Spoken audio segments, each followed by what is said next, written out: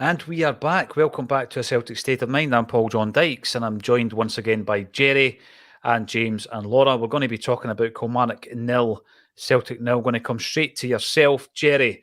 It's one of the halves where if it was as easy as the commentators say, we just need to inject a little bit of tempo and a little bit of energy and a little bit of speed into it, and everything would be all right.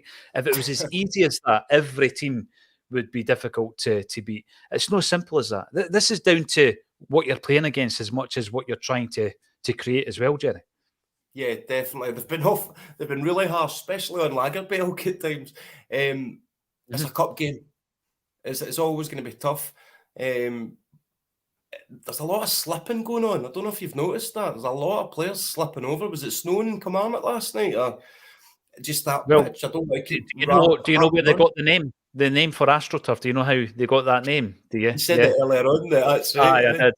Aye. Thanks for Laura. If you're struggling tonight, just watch that back. I will. No, there's been a bit of that sliding about. They're talking about fast attacking, high tempo football as if it's a switch you can just flick on, Jerry. But under the circumstances, it's actually very difficult under these circumstances, isn't it?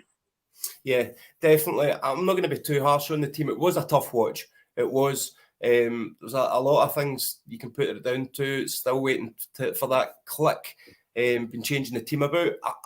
From what I've seen of the two centre-backs together, I've not got many complaints. It's going to take them time. Bit of rust there. Not rust, but Lagerbielke, but just time to settle in. I'm not too worried. It was always going to be tough. I mean, I know I said 4-1, but still time yet in the second half. But I think I might be going down the route of James' prediction now. Can we change our predictions at half time? No, you've got to stick to them, Jerry. Damn it. Well, I'm not getting too worried. I'm not getting too carried away. I think Maeda's struggling to get in behind. I think we need Yang to kind of try and break them down. I think that's how we're going to have to beat them today, is breaking them down, bit of magic, because they're well drilled in this. They're not giving any space in behind. So I'm not worried yet. I think, talking about them being well drilled, Laura, that's what we're kind of saying before the game. McInnes, as much as he doesn't have much positive to say about Celtic, you've got to take his merits, and his merits are he's going to be very well organised, which Kilmarnock have been. But they've also created a few chances, none more so worrying than the one just before half-time, but it was basically the first time ball into the back post. For me, it's a basic bit of football that you've got to defend, and we didn't defend it. And, the header at the back post could have really caused ruptures for us at half-time. But, I'm looking at some of the comments coming in, Laura, and it's about us playing safe, too many safe passes. That's when you think to yourself, you need that game-changing pass. I said, Hatate is a type of player. Obviously, he's injured. But you are looking at that midfield. There isn't much creativity coming from the midfield, is there? Well, it's funny because I couldn't disagree more about the safe pass. And I think actually the problem that we're having today is that a lot of the creativity seems to be, or the attempts at creativity seem to be coming from the two centre-backs. Kilmarnock are dropping off an awful lot to the point where Nawrocki and Lagerbielke have got possession of the ball stepping into their half, and it's them that are trying to make passes that are breaking the lines or trying to pass the ball out wide, and failing that, they're just going long and missing the midfield completely. So I think we do need creativity from the midfield, because I think they're the best group of players. That's what their job is to create those chances. But the problem is that at the moment, the majority of our possession is going across the back four, and Kilmarnock are quite happy to let us do that because it isn't causing any problems. Nawrocki and particularly Lagerbielke are trying to make dangerous passes, but all it's doing at the moment is giving away possession. And it's making them look worse than I think they are, actually. But it's just, it's the same as we've said before. We're against a team who, as you say, are well organised and who are essentially sitting in and trying to hit us on the break. But that's the majority of teams in Scotland against us, and it's up to us to try and break it down. Totally. Chancer comes in with a good point. Stalwarts of Ange Ball, Kilmarnock and GT having trouble adjusting. I think since the game against Ross County, both of these players have been the topic of much discussion on Acsom, James, in relation to that very point that Chancer makes. Great avatar picture, by the way, with the late, great Tommy Burns. But I think in that first half, Callum McGregor a couple of times has not been alive to the situation that's playing out in front of him, insofar as he's turned away from the action, and we've ended up losing possession on 2 occasions. That was from passes from the centre halves, actually, Laura, where they've tried to play Callum McGregor into the game, and it's not happened simply because he's not been alive to it. Taylor, although there was a move where he's dinked a ball over the top, Maeda almost got to the end of it. It would have been a fantastic opening. Other than that, I do have concerns about the way that Taylor is feeling to adapt to this system.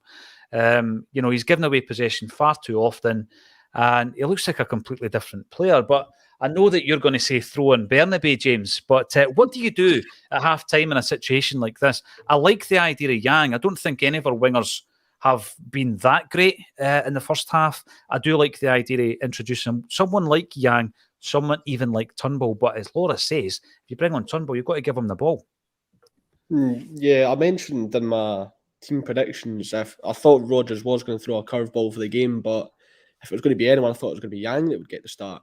And I think he could be exactly what you need. We know Rodgers isn't afraid to make a substitution at halftime if he's not happy with the performance. We saw that last week. And I think Yang showed in the sort of brief moments that he's been on the park for Celtic that he's not afraid to run at a man. He's not afraid to try and grab a game by the scruff of the neck. We saw that when he teed up Matt O'Reilly for Matt O'Reilly's third goal. And I think we need a bit of magic. I thought Turnbull, I said the pre-match show, I thought Turnbull probably should have started, and that first half's only reaffirmed my belief you'd get a lot more creativity out of the midfield if David Turnbull was in there. But I think Derek McInnes, the game has gone exactly how he would have wanted the game to be.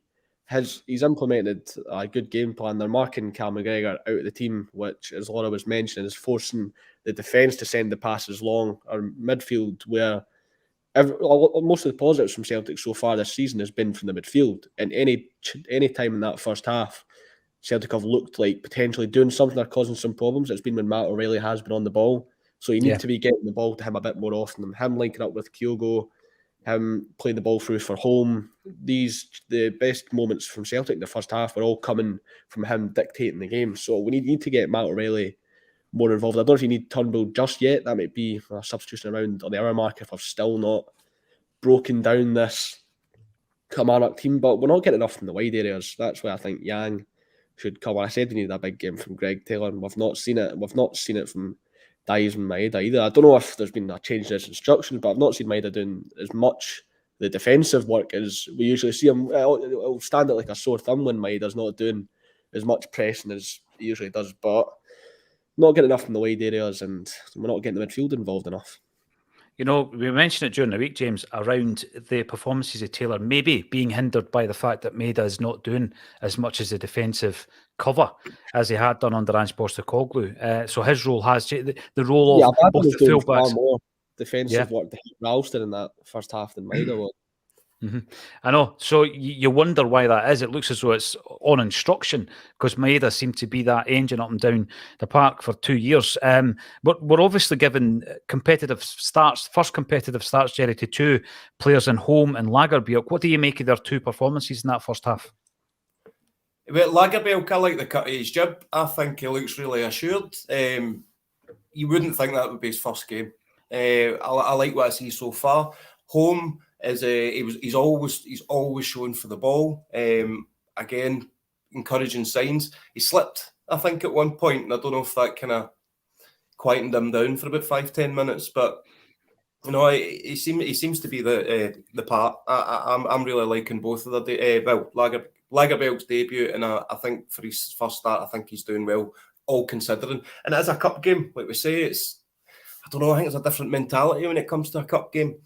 It's been tough for the midfield as well. If you look at it towards the end of the game there, when Joe Hart was playing out from the back and he managed to get a pass to Matt O'Reilly, he had 3 Kilmarnock players around him within 0.5 of a second.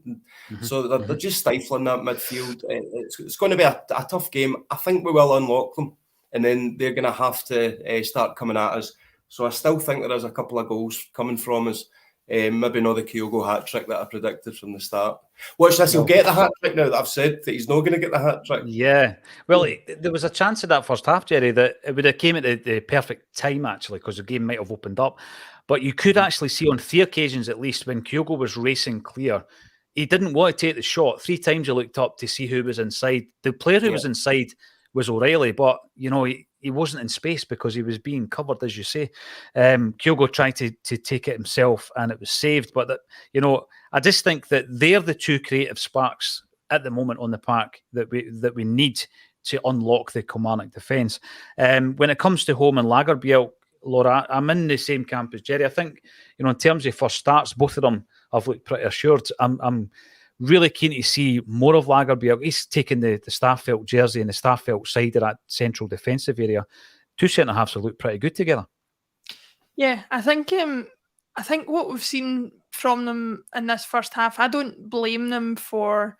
I'm sure if you looked at the stats, the number of successful passes they made wouldn't be high, but I think that's a lot to do with how organised, as you've thought they would be, Kilmarnock are. But I think they look assured on the ball, and I think they look calm on the ball, and that certainly, while I haven't seen enough from them defensively to say whether they're an upgrade on Starfelt in that sense, certainly in terms of distribution and their ability with the ball, it looks as if they're a little bit more comfortable at doing that than Starfelt was. I'm pleased with what I've seen, especially considering, as we talked about before the game, they haven't really probably set eyes on each other, much less played or trained together. So it's a good start for them. Home is an interesting one because I think there's enough to suggest he's obviously got quality, but he looks like he's, to me, wanting a little bit too much time on the ball, considering where he is on the pitch. He's looking a little bit like the Kilmarnock players have got his card marked in terms of they're just in about him as soon as he's got the ball, and he maybe needs to just quicken up what he's doing a little bit. But I think he's got the ability to do that. And to go back to David Turnbull again, that's one thing that I think is underappreciated about him, is everybody calls him slow, but it's very difficult sometimes to actually look like you've got time on the ball, and I think he does that well. I think he's turning and finding space is underappreciated, and I think if Home was a little bit more that way inclined in the second half, then I think you'd see a lot more from him that is a benefit, and I do think he's got the ability to do that. So much like as we're saying before, although I'm always keen to see Turnbull at any turn, I would like to see Home for the first 15 minutes of the second half to just see what improvements have been made through team talk at half time, and see if he can get a little bit more time on the ball to do what we know he's capable of. Because I think, as we've all talked about, a little bit more from him and O'Reilly in the midfield in terms of their passing ability and their shooting ability would definitely benefit us.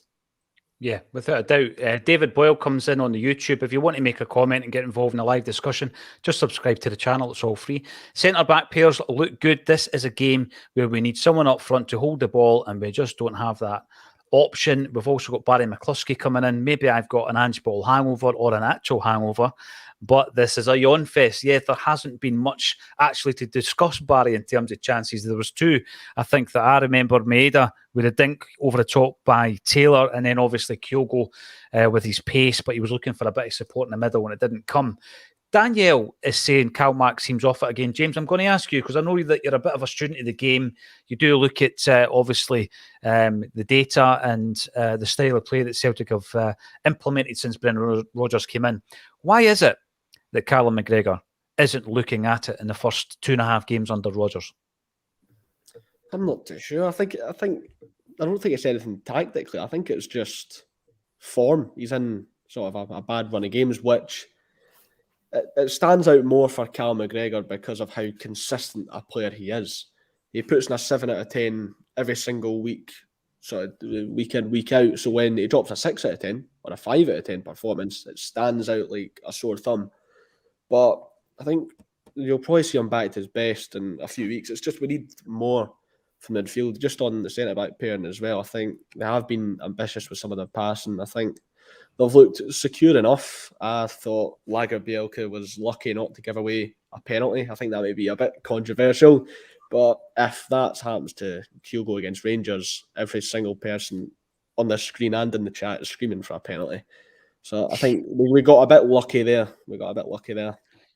That is the best gauge, James, by the way. If ever there's a shout against us, ask yourself the question. But by the way, 55 seconds into the game, Kyogo's taken out on the edge of the box. Didn't even see a replay. It was definitely a foul.